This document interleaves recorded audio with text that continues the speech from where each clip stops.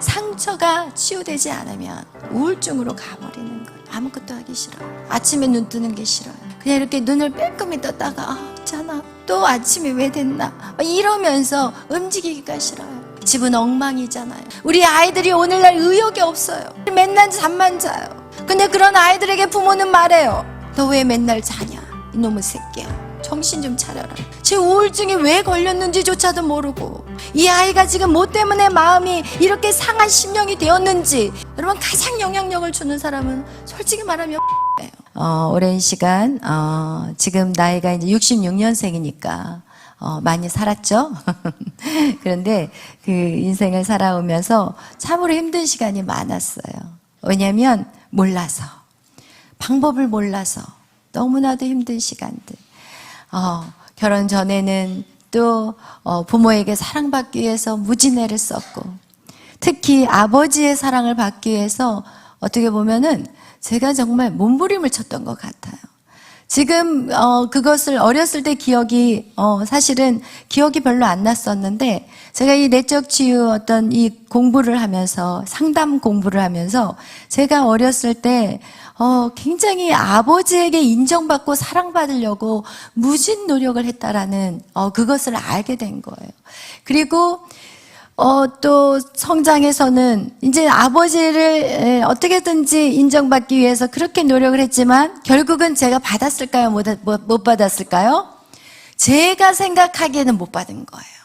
부모님은 항상 모두를 동일하게 이 손가락 10손가락 깨물어서 안 아픈 손가락이 어딨냐라고 말하지만, 제가 느끼는 부모님은 아픈 손가락이 더 아픈 손가락이 있더라고요. 달라요. 왜? 인간은 연약하기 때문에. 하나님은 공평하세요. 하나님은요, 여러분 한 사람 한 사람에게 몇 프로? 100%. 여러분에게 100% 올인할 수 있는 그런 전능하신 분이에요. 그러나 우리의 부모님은 그렇지 않더라고요. 언니에게 집중을 하니까 저한테는 어떻게 하겠어요? 소홀하기. 아무래도 소홀하게 돼요. 인간이 에너지가 한계가 있기 때문에 이 자식에게 집중하다 보면 이 자식은 소홀하게 되는 거예요. 그러니까 저 나름대로 어렸을 때 기억을 이렇게 되돌아보면은, 저희 언니는 유치원을 보냈고 저는 안 보냈고, 저희 언니는 머리를 길게 공주같이 해가지고 또 파마까지 시켰는데, 그 당시에는 이렇게 아이들을 막 머리 이렇게 파마 시키는 거 아무나 안 시켜요. 그 당시에 저희 시절만 해도 까만 고무신 신고 다니는 아이들이 있었으니까. 그런데 저는 어떻게 해요? 완전 쇼카트로 어디 가서 머리를 잘라요? 미용실도 아니에요. 남자 머리 자르는 데 가서 완전히 쇼카트로 잘라놔요. 그리고 뭔가를 선물을 사오는데 언니는 이따만한 걸 사갖고 오고 저는 요만한 걸 사갖고 왔어요. 근데 우리 부모가 생각할 때는 아이들이 이거에 대해서 아무 생각이 없을 거라고 생각하지만, 여러분, 저는요 그때부터 제 안에 상처가 생겼어요. 그래서 저희 아버지 같은 경우는 진짜 그거 하나는 참 FM이에요. 오직 가족밖에 몰랐어요. 그리고 집에 오셔가지고는 항상 직장하고 집 밖에 모르세요. 그리고 집에 오시면 이제 아이들하고 같이 밥 먹고 항상 우리 데리고 또 밖에 이렇게 돌아다니고, 이렇게 산으로 들로 막 우리를 데리고 다녔던 그런 너무나도 좋은 아버지였는데, 어떻게 그 속에서 이 낮은 자존감의 상처가 있었겠냐고요. 그러나 여러분, 부모가 생각하는 거와 자녀들이 생각한 건 너무나도 달라요. 제가 사실은 우리 요셉학교 부모님들한테 목요일 날은 꼭 참석하라고 하게 말씀을 드린 이유는, 여러분, 우리의 귀한 자녀들, 정말 이 자녀들이요, 얼마나 위대한 사람들이 될 수가 있는데, 우리가 어떻게 키우느냐에 따라서 이들의 평생이 좌우된다니까요. 그래서 우리가 옛날 말에 3살 버릇 어디까지 가요? 80까지. 그 당시엔 80까지 사는 게 쉬운 게 아니었어요. 그 얘기는 뭐냐? 죽을 때까지. 우리가 그래서 우리 아이들을 어떻게 해요? 부모들이 정말 사명감을 가지고 부모들이 양육해야 되는데 몰라. 부모들이 몰라. 그리고 학교에서 배운 적도 없고 아무것도 아는 게 없어. 어떻게 키우냐? 내가 나의 부모가 나를 키운 것 같이 키워요. 그렇기 때문에 우리는 계속해서 실패하고 그렇게 자녀들을 구렁텅이로 어떻게 보면은 몰아가는 그런 부모의 인생을 살아갈 때가 많다는 거예요. 그래서 여러분, 우리는 배워야 돼요. 열심히 배워야 돼요. 그러나 세상의 지혜가 아닌 하나님의 지혜를 배워야 되는 거예요. 세상의 지혜는 공부해라, 이거 해라, 저거 해라, 아이들에게 막 스펙을 쌓게 만들고 아이들을 정신없이 힘몰아가요. 제가 이 사역을 하면서 어떤 경우를 봤냐면, 전교에서 중학교 3학년 때까지 전교에서 1등 했던 남자아이가 있었어요. 그리고 그 엄마는 집사님이었어요. 그리고 그 아이를 항상 아주 그냥 막 애지중지 그냥 자기 아들밖에 몰랐어요. 그런데 어느 날 그 아이가 고등학교 1학년 딱 들어가서는 혼자 스스로 자퇴를 딱 하고 그냥 와버린 거예요, 집에를. 엄마, 나 오늘 자퇴했어요. 그런데 그 엄마는 어떻게 되겠어요? 완전히 와르르르, 자기의 꿈이 와르르르, 자기의 인생의 전부가 다 와르르르 무너져 버리는 시간이 돼버린 거예요. 아니, 전교에서 1등 했던 그 아들이 왜 자퇴를 하냐고요.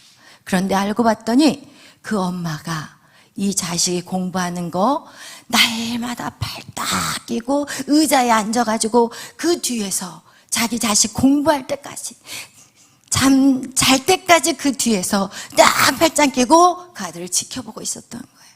그리고 자기는 최선을 다했어. 막 중간중간 막 간식을 나르면서 그래, 열심히 공부하구나. 그러면 자기는 굉장히 자식을 잘 키운다고 생각했지만 결국은 그 아들은 그 지겨운 부모의 기대 때문에, 그것은 폭행하고 다를 게 없어요. 많은 사람들은 자녀를 때려서 이걸 폭행한다고 생각하지만 때로는 말로 폭행하고 때로는 계속 자기의 주관대로 자녀를 끌고 가면서 자녀들에게 숨막히게 하는 그 역할을 누가 하느냐? 결국은 부모들이 한다는 거예요. 왜? 사랑한다는 이유 때문에, 모르기 때문에. 여러분, 그래서 우리는 배워야 되는 거예요. 할렐루야. 여러분, 그래서 여러분이 건강해야만 여러분의 자녀들도 어떻게 할 수 있어요? 건강할 수 있어요. 여러분이 건강해야 돼. 건강해야만이 여러분의 것들이 흘러내려가는 거예요. 결국은 부모의 인생이 자녀들에게 흘러가는 거예요. 그래서 우리가 결혼을 하면 여자와 남자가, 여자는 이렇게 그릴게요. 남자와 이렇게 결혼을 하지만, 야, 우리만 잘 살면 돼, 부모가 반대하든지 상관없어, 그렇게 말할지 모르겠지만 여러분, 한 가족이 만나는 거예요. 단 이 서로의 개개인의 한 사람이 만나는 게 아니라 이 안에는 내 부모가 있고 내 아버지, 내 어머니가 있고 내 형제가 있고 내 할아버지가 있고 이 전체가 이 안에 다 들어있는 거예요. 나라는 사람 안에는. 왜? 그 흐름에서 무엇을 좋아하고 무슨 생각을 갖고 무슨 삶을 살아왔고 무슨 취미를 갖고 무슨 생각을 하며 무엇을, 세상을 어떻게 바라보는지, 이 세계관이 여러분 결국은 이 가정 안에서 나라는 존재가 완성되었기 때문에, 그래서 우리는 건강해야 되는 거예요. 할렐루야. 우리는 계속해서 배워야 되고 우리 안에 있는 것들, 옳지 않는 것들, 하나님의 말씀에 위배되는 것들을 다 어떻게 돼야 돼요? 다 뽑아내야 돼요. 그리고 어떻게 자녀들을 양육해야 될지 여러분이 이제부터 하나부터 10까지 다 배워 가셔야 되는 거예요. 아멘. 그래서 여러분, 우리가 이렇게 우리 마음 안에 여러분이 만약에 상처를 그냥 놔두고 여러분이 이것을 갖다가 치유해야 되겠다, 내 안에 있는 것들을, 상처를 치유해야 되겠다라는 생각을 하지 않는다면 그 결과들이 어떻게 나타나는지 오늘은 그 결과에 대해서 여러분하고 나누고 싶어요. 먼저 왜 우리의 마음의 것들이 반드시 해결돼야 되는지, 만약에 그것을 해결하지 않는다면 내 인생에 어떤 영향력을, 그것이 내 평생을, 나를 정말 내 인생을 망가뜨리는지, 여러분 그 결과에 대해서 여러분에게 먼저 얘기를 해드리고 싶어요. 그래야만이 내가 정말 이 시간만에 꼭 참석해야 되겠구나, 내가 여기 꼭 배워야 되겠구나. 여러분이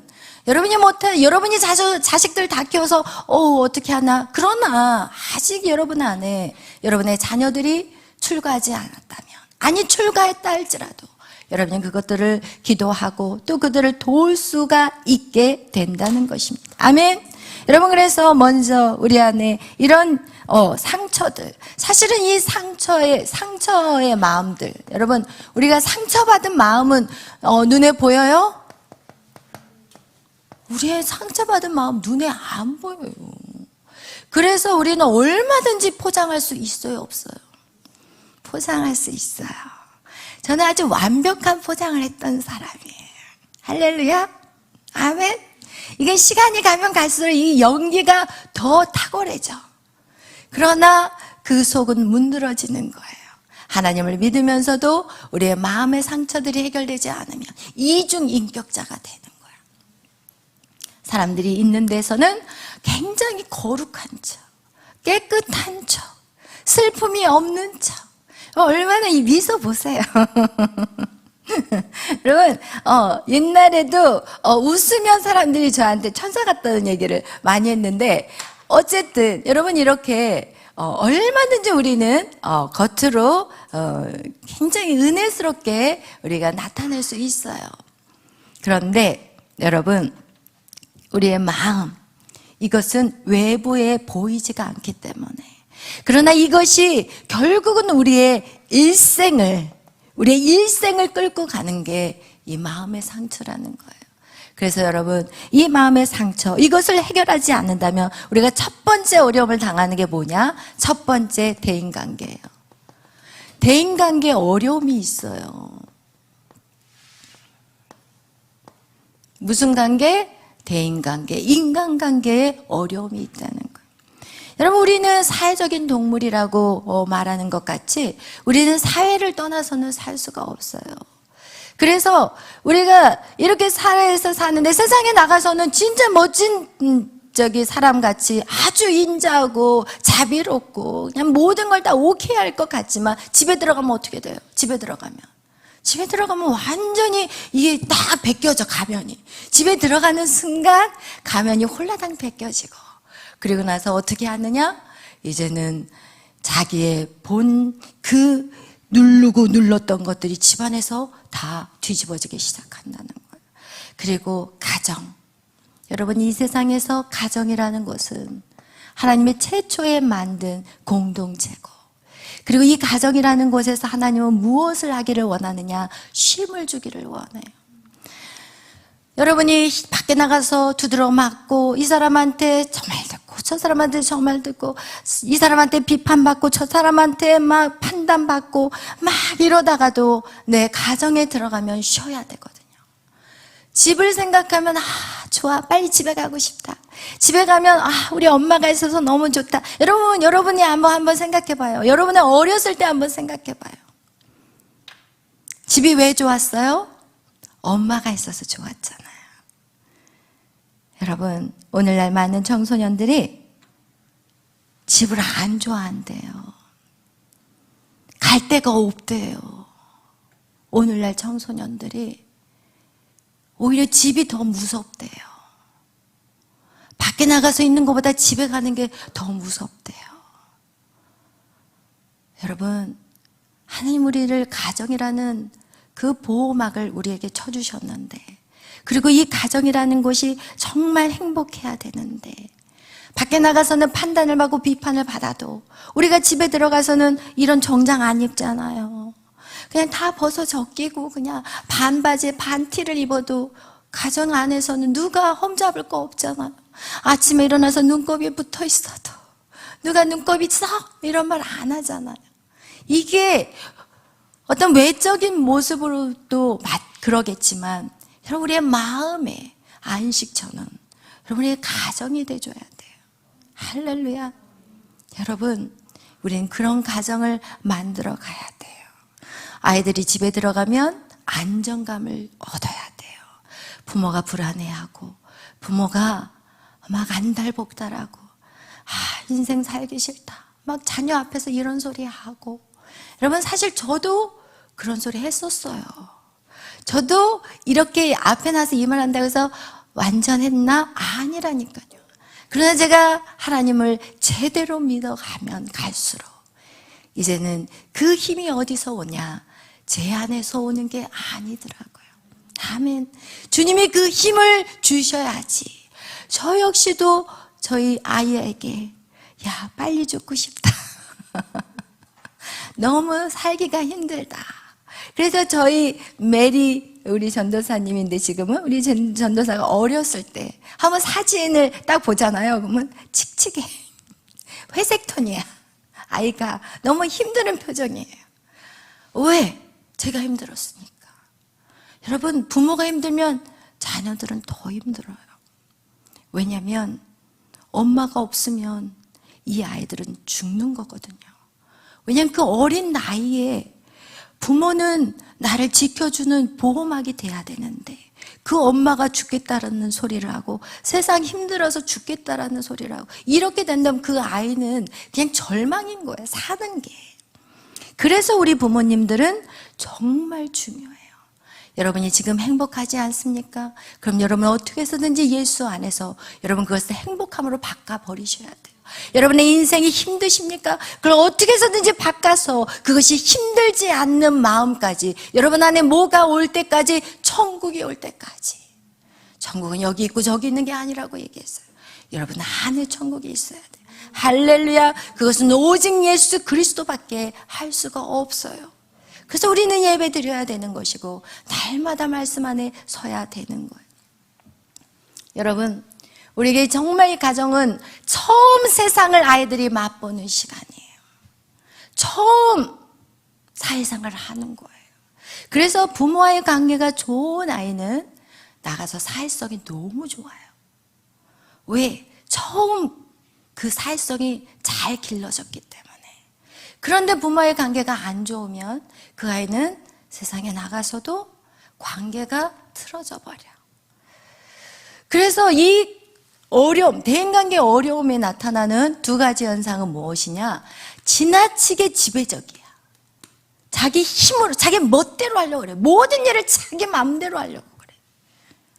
천하에 자기밖에 없어. 지배적이. 그리고 누가, 예를 들어서 이제 이런 사람이 이제 아버지가 됐어요. 자식들을 키우면, 야, 오늘은 다 어디 가자. 그러면, 아빠, 나 오늘 가기 싫어요. 그러면 그날은 이제는 어디 가고 안 가고가 중요한 게 아니라 끝장나는 날이야, 온 식구가. 그날은 야, 오늘 저기 아이들을 위해서 막 오늘 대공원을 가자 막 이렇게 했는데 이거는 안 가는 게 나아, 오히려. 이건 지옥에 끌려가는 거야, 애들이 다. 이게 아이를 위해서 대공원을 갔는데 이거는 지옥불에 들어가는 거야, 아이들은. 불편해가지고. 응? 계속 이 아버지는 쉬지 않고 얘기해. 응? 너희들이 내 말을 무시해? 응? 그래? 응? 너희들 내 말을 무시하면서 공원은 가, 대공원은. 왜냐면 지배적이기 때문에 한 번 한다는 건 해야 되거든. 그러면 그 아이들은 그게 얼마나 고통스럽겠냐고. 두 번째, 어떤 성격이 있느냐? 완전 의존적이에요. 자기가 없어. 기생충이라고 생각하면 돼. 나 기생해서 살아. 나의 존재는 없는 거야. 뭘 먹고 싶은 거, 뭐 먹고 싶어? 몰라요. 뭐 갖고 싶어? 몰라요. 몰라요. 오직 누군가에게 딱 붙어 있어. 이런 사람들의 특징이 뭐예요? 집착을 해요. 친구를 만나면요, 막 그냥 아주 그냥 친구한테 딱 붙어 있으려고 그러고 이 친구가 다른 친구하고 얘기하는 것도 못 봐. 이런 집착을 하는. 여러분, 관계가 이렇게 대인관계가 어려워진 자들은 이런 두 가지의 극심한 현상들이 나타나는 거예요. 그래서 상대방이 다른 사람하고 친하고 나하고 조금 거리가 먼다? 그러면 이 사람은 안절부절을 못해. 그리고 결혼을 했는데 자기 남편만 쳐다보고 앉아있는 거야. 여보 지금 어디야? 지금 몇 시인데 왜 안 들어와? 지금 어디를 가고 있는 거야? 이러면서 마치 의처증, 의부증 같이. 여러분, 이렇게 우리가 결국 우리의 안에 있는 상처를 회복하지 않으면 이 보이지 않는 상처인데도 불구하고 우리의 온 삶을 구렁텅이로 온 가족을 불행하게 만드는 요인이 된다는 거예요. 두 번째, 이 대인관계에 어려움만 있는 게 아니라 이 사람 안에는 뭐가 있을까요? 낮은 자존감. 이 자존감에 결핍이 있다는 거예요. 이 낮은 자존감이라는 것은 뭐냐? 나를 사랑하지 않아요. 나를 사랑하지 않아. 근데 이 낮은 자존감은요, 두 가지로 또 나타나요. 어떻게 나타나느냐? 하나는 교만함으로 나타나요. 여러분, 교만하다고 해서 자존감이 어떻게 교만한 사람이 자존감이 낮아? 나밖에 모르고 내중심적이고 나는 최고야, 이런 사람이 자존감은 낮아, 자존심은 높아. 자존심과 자존감은 달라요. 자존감은요, 자기를 존중해줘요. 야, 너희들 아무것도 아니야. 내가 최고야. 나는 특별한 사람이야. 야, 말이야. 나 좀 알아줘. 이거는 자존심이에요. 그러나 이 자존감은 나를 귀하게 여기는 마음이에요. 그래서 이 낮은 자존감에는 두 가지 현상이 나타나는데, 하나는 교만함과 하나는 뭘까요? 자기를 비하하는. 이 자기를 비하하는, 자기 비하, 열등감. 이게 바로 이 낮은 감의 똑같은 이 뿌리에서 두 가지가 나와요. 어떻게 차이가 있느냐? 이 교만함은 기질이 강한 사람이야. 아주 강한 기질로 태어난 사람들은 교만함으로 가요. 그래? 나 한번 해보자. 내가 한번 본때를 보여줄게. 이러면서 사람들에게 본때를 보여주기 위해서 더 막 잘 살려고 그러고, 더 뭔가 인정받으려고 그러고, 더 뭔가 그냥 나 이런 사람이야 라고 어떤 일을 성취하는데 악착같이 성취는 해요. 그러나 결국은 그 교만함으로 다른 사람을 다치게 하다든지, 아니면 자기 역시도 그 죄악 가운데 헤어나오지를 못하게 돼요. 그리고 이 낮은 자존감은 결국 또 어떻게 돼요? 열등감으로 허덕여요. 나는 아무것도 못해요. 나는요, 아무것도 할 수 있는 게 없어요. 이러면서 어떻게 해요? 이것 좀 하냐고, 못해요. 저는 할 수 있는 게 아무것도 못해요. 인생 평생 못해요 하다가 하나님이 주신 그 놀라운 재능들, 그것을 발굴해서 정말 아름답게 그냥 활성화를 시켜서 멋진 인생을 살아야 되는데, 평생 못한다고 하다가 인생 다 끝내버리는 거예요. 아무것도 못해. 진짜 못해. 맨날 잠만 편하게 주무시고 못해. 여러분, 이것이 어디서 온 거예요? 낮은 자존감에서 오는 거예요. 그래서 여러분, 우리가 정말 우리 안에 있는 이 상처가, 마음의 상처, 이 상처, 상처받은 마음을 어떻게 해야 돼요? 반드시 치료해야 돼요. 이걸 치료하지 못하면 여러분은 세상에 나가서 계속 터져요. 이리 터지고 저리 터지고. 하나님을 믿는데 왜 하나님 복을 안 주세요? 하나님 언제까지예요? 이렇게만 말하고 있지. 여러분, 삶의 변화가 있다 없다? 없어. 변화가 없으면 결국은 축복받을 수 있다? 없어요. 여러분, 반드시 우리는 예수를 믿으면 변화가 일어나야 돼요. 칙칙한 얼굴이 어때요? 밝아졌어요. 할렐루야. 여러분, 제가 칙칙하게 보이십니까? 옛날은 가면을 썼지만 지금 가면 안 쓰고 있어요. 할렐루야. 아멘. 아무것도 두려워하지 않아요. 죽으면 죽으리라 해요. 그러면 무엇이 두렵겠어요? 여러분, 죽으면 죽으리라는 마음이 있는 사람이 무엇이 두렵고 무엇이 염려되고, 내 옆에 누가 없다고 해서 누가 나를 갖다가 왕따시킨다고 해서 제가 두려워할 게 뭐가 있겠어요? 저는 오직 누구만 있으면 돼요? 예수님만 있으면 되는 거예요. 여러분들, 여러분 믿음의 성장을 위해서는 반드시 여러분 안에 있는 상처들이 해결돼야 된다는 거예요. 여러분, 그 상처는 어떻게 여러분이 자라오면서 만들어진 거예요. 여러분, 우리가 하나님이 주신 이 기질은 여러분 바뀌어지는 게 아니에요. 기질은 타고났어요. 어떤 사람은 굉장히 적극적이야. 그리고 열정적이야. 여러분, 그런데 어떤 사람은 조용해. 그 기질은 달라요. 그러나 여러분, 성격은 아니에요. 성격은요, 여러분이 살아오면서 만들어지는 거예요. 그래서 제가 그걸 어떻게 아냐면, 제가 어렸을 때 이제 우리 아이가 이렇게 어렸을 때 보면, 우리 큰 집에 가게 되면은 이제 명절 때 가면은 다 고만고만해요. 나이들이 1살, 2살 차이예요.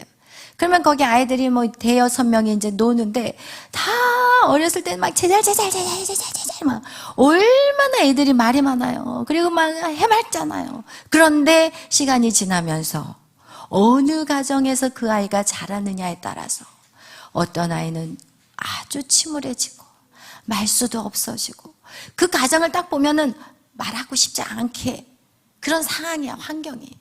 찌찌고 맨날 그러고 있으니까.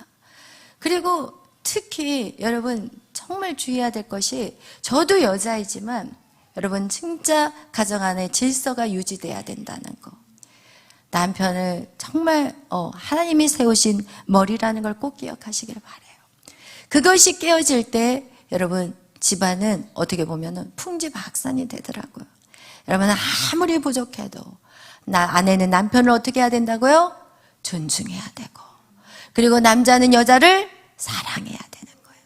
여러분 두 관계는요 사랑의 관계가 아니에요. 남편은 존중의 대상이고 또 남편에게 여자는 사랑의 대상이에요. 그런데 우리는 자꾸 남편에게 사랑에 대한 얘기를 하잖아요. 절대 아니에요. 남편은 존중해줘야 될 대상이에요. 그렇기 때문에 존중하지 못하기 때문에 오늘날 가정들이 힘들어지는 거예요. 할렐루야. 여러분 이거와 같이 여러분 첫 번째, 이렇게 상처받는 마음을 해결하지 못한다면 우리는 대인관계에 어려움이 오게 되고, 이 대인관계는 어디서부터 시작한다? 가정에서부터 시작이 돼요. 그래서 가정 안에서 부모와의 좋은 관계를 가진 자녀들은 세상에 나가서도 모든 사람들하고 평안해요. 그리고 또한 두 번째, 이 낮은 자존감, 우리 안에 이 열등감과 이 교만함으로 우리는 정말 나 자신도 괴롭히지만 이 교만함으로 다른 사람의 공격을, 또 다른 사람을 공격하게 된다는 거예요. 여러분 또 세 번째 무엇이냐? 우리가 정말 이 상처받은 마음을 해결하지 못한다면 우리는 삶에 대한, 세 번째, 삶에 대해서 부정적이에요. 삶에 대해서 부정적이에요. 그래서 이 부정적인 뭐를 할까요? 말과 태도. 삶에 대한 이 말과 태도가 부정적이에요. 그래서 여러분이 이거를 아신다면 여러분이 싸울 일이 없는 게 뭐가 있냐면, 제가 그전에는 이 사역을 하면서 사람들이 와가지고 늘 부정적인 말을 하는 사람이 좋을까요? 싫을까요? 싫어요. 피곤해요. 그러니까 사역을 하면은 이렇게 부정적인 얘기를 계속 하면은 막 너무 피곤한데, 긍정적인 얘기를 막 하면 에너지가 막 올라가요. 그래서 여러분도 그런 것들 경험할 거예요. 여러분 직장 생활을 할 때 부정적인 사람 옆에 가고 싶어요? 안 가고 싶어요. 싫어요. 그런데 그런 부정적인 사람들이 있는데, 그런 부정적인 사람들이 올 때 저는 막 상처를 받는 거예요. 이전엔 막 상처를 받았어요. 그런데 그 부정적인 사람들이 다른 사람만 부정적이게 말하지 않고 저에 대해서도 와가지고 사모님은 뭐 맨날 뭐 이거 어쩌고 저쩌고 막 이런 얘기, 사모님에 대한 얘기, 또 저희 남편 목사님에 대한 얘기들을 막 이렇게 얘기를 하면은 제가 너무 지쳐버리더라고요. 마치 꼭 칼에 찔린 사람과 같이 그렇게 너무너무 힘들었어요. 그런데 제가 나중에 내적 치유 이 상담 사역을 하면서 그것을 공부하면서 깨달은 게 뭐냐? 내 안에 부정적인 사람은 자기 안에 상처가 있다는 거예요. 근데 우리는 이 부정적인 말을, 이 사람이 이 말하면 내가 다 그걸 받아가지고 어떻게 해요? 내 심장에다 빗으로 꽂고 앉아있는 거예요. 근데 지금은 그렇게 하지 않아요. 부정적인 말을 하는 사람들을 딱 보면 얼마나 힘들었으면, 내가 무엇을 도와줄까? 저렇게 부정적인 말을 한 사람은 그 사람이 얼마나 고통스럽겠어요. 생각해 보세요. 모든 게 다 부정적인 거야. 그리고 저 사람 때문이야, 이 사람 때문이야, 내 인생은 쟤 때문이야, 이 사건 때문이야, 막 이러면서 맨날 누군가를 비판하고 부정하고 와가지고 자기 남편 막 흉보고 막 이런. 이런 것들은 결국은 무엇이냐? 내가 지금 아파요. 이렇게 들리더라고요. 처음에는 그걸 몰랐어요. 그래가지고 제가 그냥 총 맞고 쓰러져가지고 그냥 사역 조금 하고 집에 가서는 거의 잠자는 시간이 많았어요. 맨날 자요, 피곤해서. 너무 지치니까. 사람 만나는 게 너무 지옥같이 힘들더라고요. 그냥, 왜냐면 제가 그것을 감당할 수 있는 아직 준비가 되지 않았기 때문에, 제 안에 아직 상처가 있었기 때문에, 제 안에 이 상처가 해결되지 않으니까 그걸 이길 수가 없는 거예요. 그러나 지금은 제 안에 상처가 회복이 되니까 그런 말을 들으면, 와, 저 사람이 지금 저렇게 부정적인 거는 왜 그 뿌리가 무엇일까? 지금 저거는 그 원인이 무엇일까? 이거를 계속 저는 기도하면서 그 사람이 그 부정적인 그 씨앗을 어떻게 해요? 걷어내어 주려고. 그걸 어떻게 하면 도와줄까? 그것이 나를 아프게 하는 게 아니라 그 상황을 보고 어떻게 이 사람이 이 구렁텅이에서 어떻게 이 사람을 꺼내줄까? 오직 그 마음밖에 없는 거예요. 할렐루야. 아멘. 여러분, 우리의 이 상처받은 마음이 치료되지 않으면 우리는 세상을 바라보는 모든 게 다 부정적인 거예요.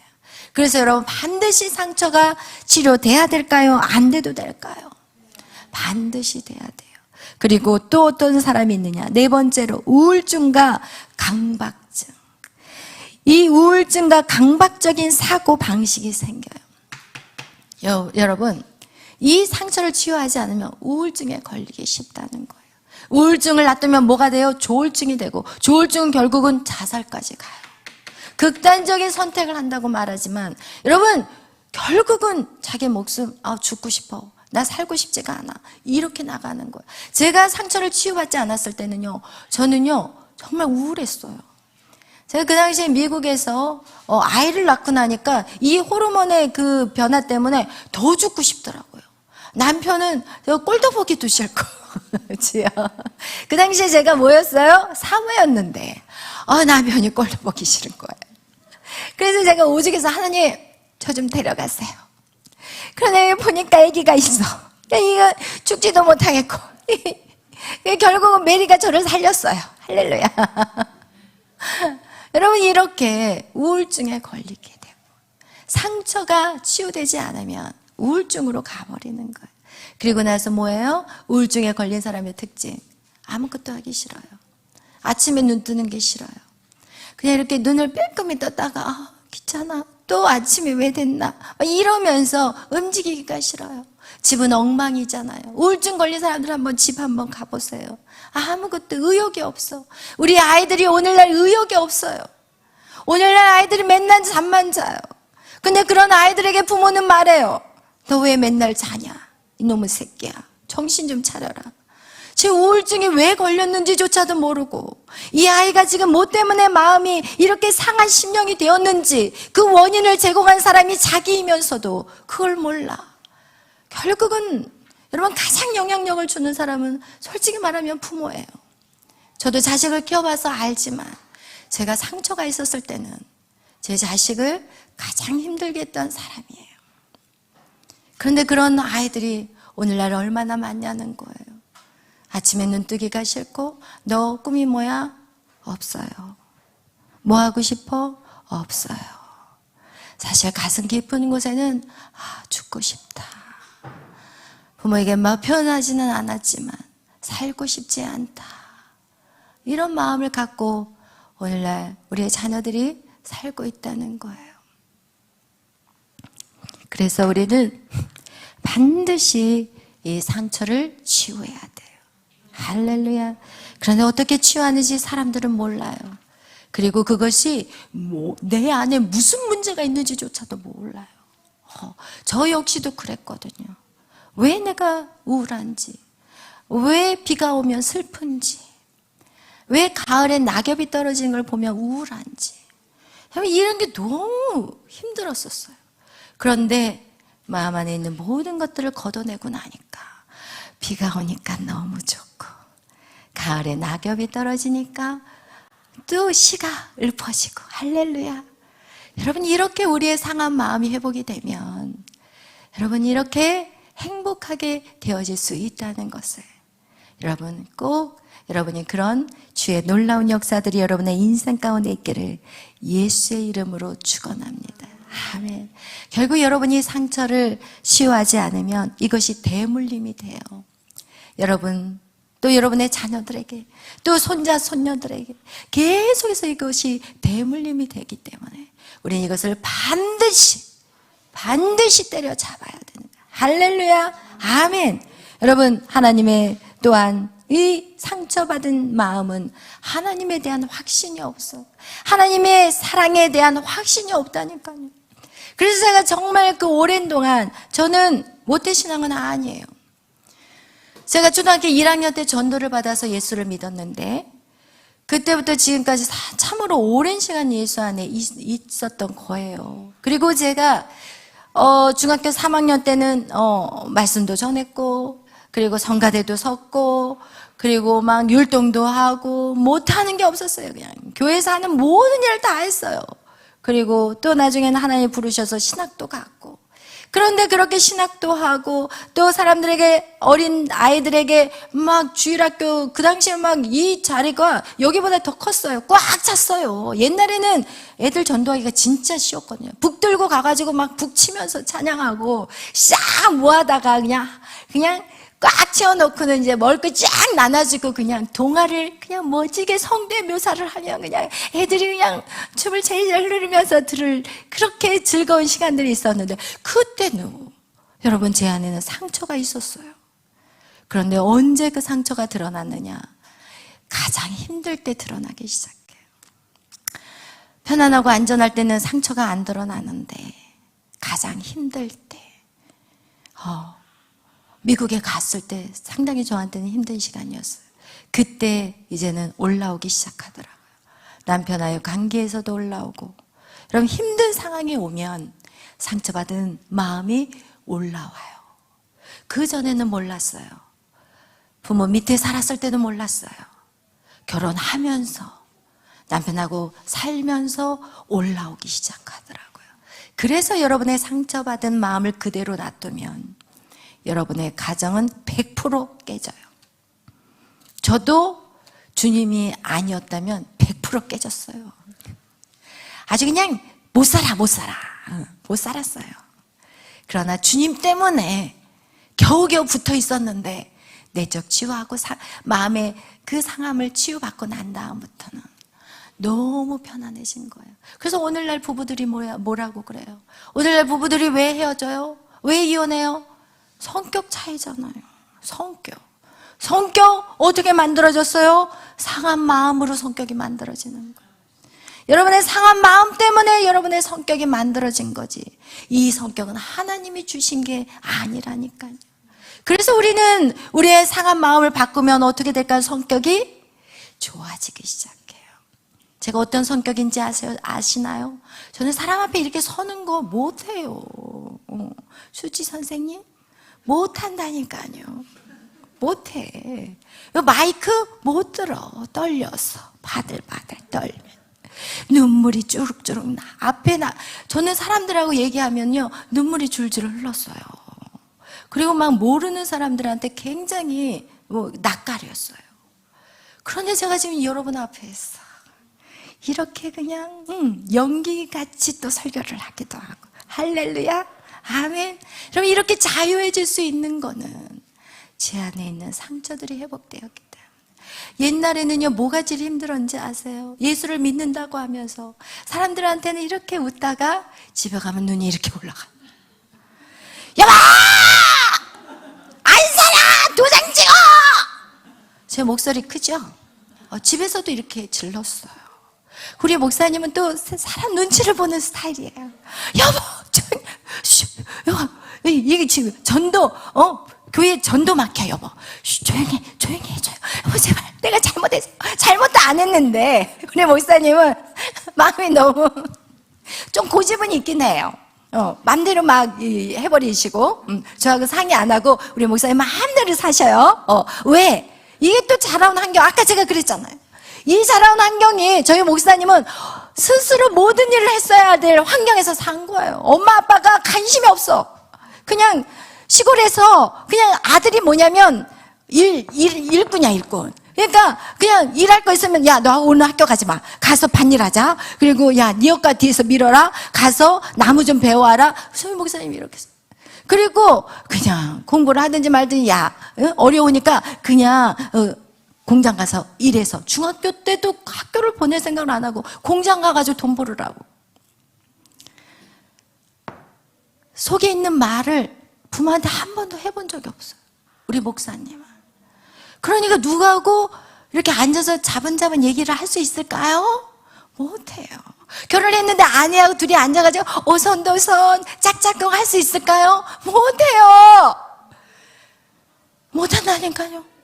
저는 우리 가정은 그래도 부모하고 같이 식사를 하고 같이 얘기하고 어쨌든 차별을 받았지만 부모는 차별이라고 생각을 하나도 안 했을 거예요. 제가 느끼는, 아이들이 느끼는 건 차별이었으니까. 저는 부모하고 대화하고 무슨 일 있으면 얘기하고 웃고 뭐 항상 나쁜 일은 많이 있었던 건 아니었으니까. 그리고 심하게 문제가 있는 집도 아니었기 때문에 저는 항상 대화를 해야 되고 거기서 내 스스로의 이 낮은 자존감에 어떤 존재감을 갖게 되었었는데 우리 목사님은 혼자 다 결정하고 와가지고 자랑을 하듯이 여보 오늘 거기 계약하고 왔어요. 한두 푼이 아니에요. 그럼 제가 여보 하고 이 안에서 뭐가 올라오냐면 용광로가 올라와. 그냥 이렇게 조그만 불이 올라오면 괜찮은데 우와 이거는 머리로 야 이거 올라오면 안 돼. 야 올라 이 용광로 그냥 이거 올라 여보 이러면서 사네 안 사네 막 이렇게 돼버리더라고요. 왜? 제 안에 상처받은 그 마음. 어렸을 때 그런 작은 씨앗이었는데 그게 점점 커져가지고 나의 안에 이 낮은 자존감, 거절감, 남편이 자기 맘대로 뭔가를 결정하고 온다는 그것 때문에 너무 화가 난 거예요. 그러나 제가 이 내적주의, 이 상담 공부를 하면서 어떤 분이 이런 질문을 하시더라고요. 왜 뭐가 그렇게 화가 나니에요? 서로 생각이 다를 뿐인데 남편하고 목사님하고 사모님하고 이렇게 생각이 달라서 어떤 일들이 일어나는데 뭐가 그렇게 안에서 이렇게 용광로가 올라오냐고 그러더라고요. 그런데 그걸 뿌리를 찾아봤더니 그 뿌리가 어디였어요? 아주 작은 씨앗. 그것이 바로 아버지와의 관계였어요. 저희 아버지가 아들을 원했는데 딸이 나온 거예요. 그러니까 딸 하면서 얼굴도 쳐다보지 않고 나가버리신 거예요. 엄마가 얘기를 낳는데 딸이 아들이야 하고 방안을 딱 들어 올려놓은 순간 딸 그러니까 뒤로 돌아서 나가버렸어요. 그러나 아이들은 알아요. 영적인 존재이기 때문에 다 알아. 부모의 그 마음들, 부모의 작은 행동들 아이들은 다 안다니까요. 여러분 결국 이 성경에서도 보면 우리가 누구예요? 에서와 야곱. 부모가 편견을 가졌잖아요. 요셉, 야곱이 또 편견을 갖잖아요. 여러분 이렇게 이 부모의 이 편견을 통해서 자녀들은 어떻게 됐느냐? 사실은 고통스러운 거예요. 여러분은 다 똑같이 키웠다고 말하지만 여러분 아니잖아요. 알잖아요. 여러분이 누구에게 더 집중했는지 알잖아요. 제 안에도 그 작은 씨앗인 거거든요. 우리가 생각할 땐 별거 아니라고 했지만 그 작은 씨앗이 점점 자라서 나의 어떤 이 낮은 자존감, 결국은 그걸로 인해서 가정이 파탄 날 뻔한 여러분 그런 상황까지 가버리게 된다는 거예요. 그래서 여러분 우리의 이 상처받은 마음은 반드시 해결해야 돼요. 그래야지 우리의 삶에 대해서 우리는 긍정적인 말을 하게 돼요. 긍정적인 태도를 갖게 돼요. 그리고 밖이나 속이나 똑같아요. 아멘. 여러분 겉으로 말만 번지르라고 삶은 개판같이 사는 게 아니라 말과 행함이 동일하기 때문에 마음이 행복해요. 제가 가장 힘들었던 게 밖에 나가서는 인자한 크리스찬같이 보였지만 멋진 착한 사모같이 보였지만 집안에 가서는 마귀 아주 그냥 왕마귀같이 살았던 제 모습. 웃어요. 웃겨? 아주 그냥 대왕 마귀야, 대왕 마귀. 그냥 마귀가 아니라 그냥 대왕 마귀 같이 살았던 제 자신이 너무 고통스러웠어요. 그래서 결국은 하나님, 저 신앙생활 별로 하고 싶지가 않아요. 왜냐면 전도를 해야 되는데 전도를 할 수가 없어. 왜냐면 사람들은 제 껍데기는 알지만 제 속은 모르잖아요. 그러나 나는 내 속을 알거든요. 오늘도 소리 지르고 나왔는데 누구를 전도해야겠어 내가. 그러니까 이게 너무 고통스러웠어요. 그러나 제가 나의 내면의 치유를 하고 내 마음 안에 있는 이 상처받은 것들이 다 해결되고 나니까 이제는 당당하게 전도하고 다니고, 할렐루야. 이것같이 기쁜 게 없고 이것같이 감사한 게 없고, 할렐루야. 여러분, 이 부정적인 감정이 아니라 감사의 감정으로 바뀌어요. 행복해, 기뻐, 살아있는 게 너무 즐거운 거야. 여러분, 아직도 여러분이 인생을 살면서 이 너무 지긋지긋한 인생 언제까지 살까? 뭐 해야 돼? 상처 치유하면 돼. 할렐루야. 여러분 안에 정말 빨리 천국 가고 싶다, 이 자식 놈의 새끼만 없으면 내가 진작 갔을 텐데, 이런 마음을 갖고 있다면 여러분의 마음의 상처가 반드시 치료돼야 된다는 거예요. 할렐루야. 아멘. 여러분 또한 이렇게 상처받지 않는 마음은 하나님과의 관계에 대한 확신이 없기 때문에 하나님이 계시는 걸까? 여러분이 어려울 때, 힘들 때는 이 하나님이 진짜 계신 거야? 내가 믿고 있는 게 맞아? 이런 질문이, 또 어떤 하나님이 나를 진짜 사랑하나? 이런 사랑에 대한 좀 오해가 생기게 되는 거야. 왜? 여러분 안에 뭐가 있기 때문에? 상처가 있기 때문에. 또 그것뿐만 아니라 이 영적 생활에 그렇게 돼버리는 사람은 어때요? 영적 생활에 침체가 와. 어떨 땐 너무 좋아. 막 할렐루야, 막 아주 그냥 천하를 얻는 것 같이 막 아주 기뻐가지고 난리를 치는데 어느 날 보면 없어. 그래가지고 전화를 해보면은 전화도 안 받아. 왜? 우울증에 걸려가지고. 어느 날은 막 난리를 쳐, 막 사모님 너무 좋아요, 막 아주 막 할렐루야, 막 아주 그냥 입이 이렇게 찢어져가지고 돌아다니는데 어느 날 보면 없어. 그래서 여보세요? 전화를 또 해서 안 받아. 그럼 문자로 집사님 어디 계세요? 답장도 없어. 근데 또 어느 날 보면 기어들어와. 여러분, 이렇게 우리가 상처를 해결하지 않으면 여러분, 우리의 영적인 상태가 이랬다 저랬다 올라갔다 내려갔다 올라갔다 내려갔다 매일 올라갔다 내려갔다, 뭐예요? 시소만 타다가 말아버려요. 여러분, 반드시 해결받아야 돼요. 그래야만이 여러분의 삶에 진정한 변화들이 생기고, 여러분 안에 진정한 변화들이 생기면 이제는 하나님이 부어주실 때가 와요. 아멘. 하나님이 여러분을 하나님의 자식들에게 얼마나 주고 싶겠어. 생각해봐요. 여러분이 지금 천하를 갖고 있는 왕이야. 그런데 여러분의 자식에게 여러분 얼마나 주고 싶겠어. 없으면 주고 싶지 않겠지만 있는데 얼마나 주고 싶겠어. 다 주고 싶겠지. 그런데 여러분이 받을 준비가 안 되는 거야. 그냥 온통 그냥 아주 상처가 그냥 꽉 쪄들어가지고 그냥 하나님 보기도 싫고 막 이러면서, 어떤 날은 막 하나님에다가 어떤 하나님 보기도 싫고 막 이러고 있으면 어떻게 그걸 하나님이 여러분에게 부어줄 수 있겠냐는 거예요.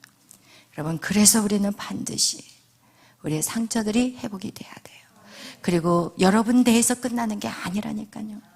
여러분이 또 여러분의 자손들에게, 자자손손에게 이것들이 흘러가게 된다는 거. 그래서 여러분의 가정들을 보면 여러분의 부모가 사는 그 모습대로 여러분이 살고 있어요.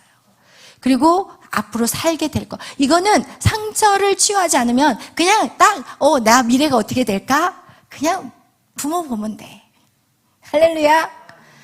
여러분의 부모 보면 돼. 똑같이 돼.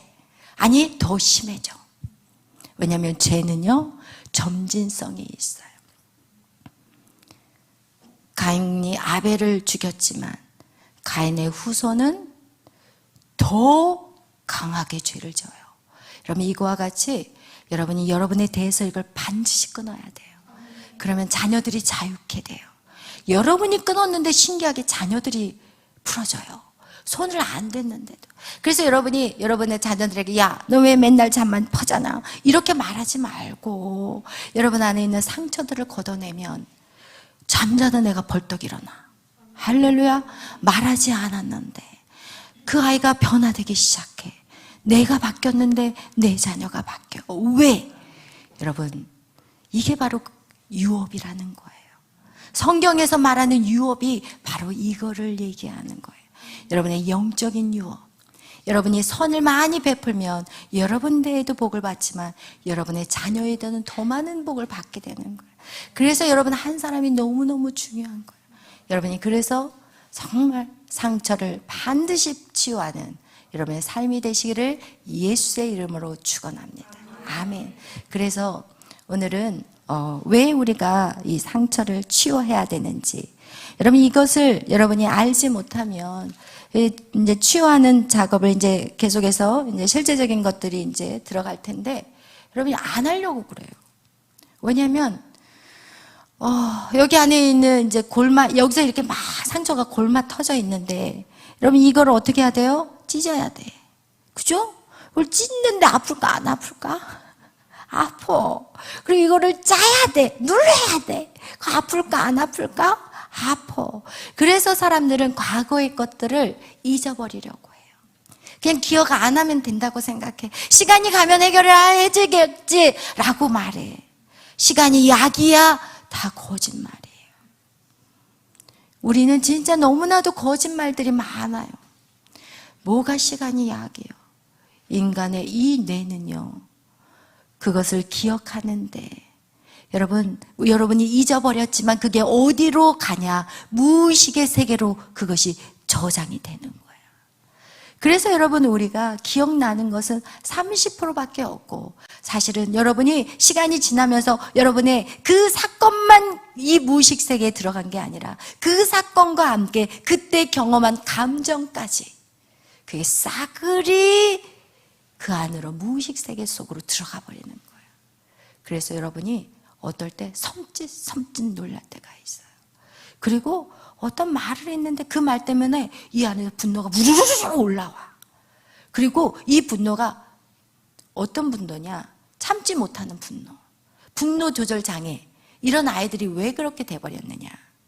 결국 그 상한 이 상처들을 그대로 갖고 있기 때문에 무의식의 것들을 누가 살짝만 건드려도 확 올라와 버리는 거예요. 그래서 우리는 이 작업은 무엇이냐?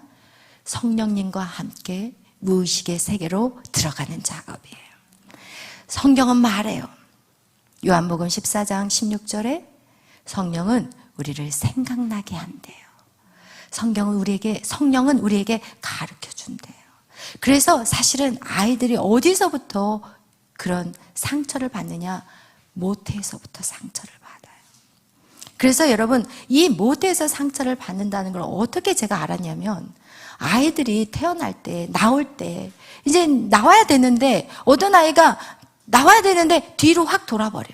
머리가 밑으로 가야만이 아기가 이렇게 나오기가 좋거든요. 발이 밑으로 가버리면요 이제 걸리는 게 많아. 팔도 걸려버려.